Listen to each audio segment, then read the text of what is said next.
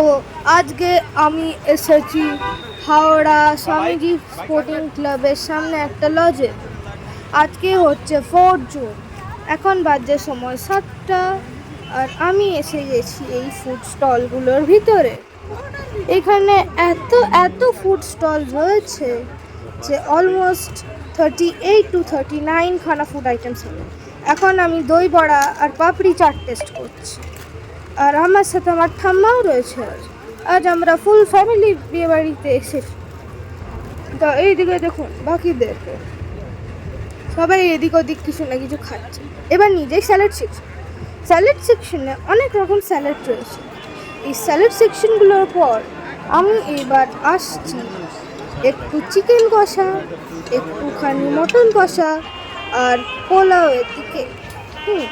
তা এখন এখানে দেখা যাচ্ছে যে পোলাও আর গলদা চিংড়ি সবাই নিচ্ছে।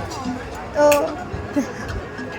এবার দেখো কি সব তরকারি রয়েছে, আর এইখানে দেখো কি কি রয়েছে, নামগুলো এখানে লেখা আছে, তো একটু সাবধানে।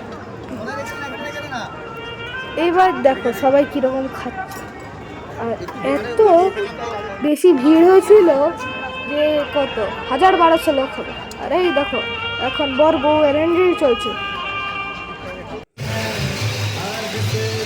এন্ট্রি দেখো। এবার চলছে এন্ট্রি পর ফটোশুট। আর এই ফটোশুটের পর আমি সমস্ত বাবলগুলো ফাটিয়েছিলাম।